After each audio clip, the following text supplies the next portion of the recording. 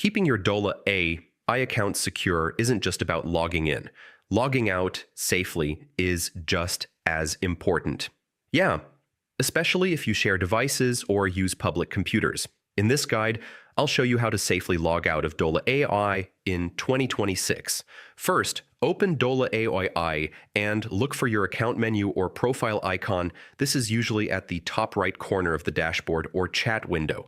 Click the Logout or Sign Out option. This ensures your session ends and nobody else can access your account without your credentials. Some platforms ask you to confirm your logout.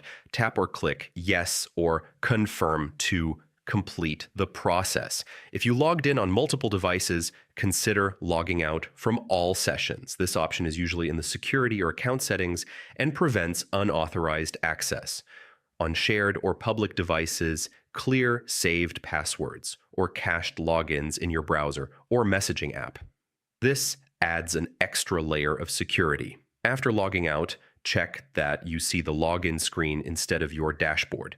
This confirms your account is fully signed out, and that's it.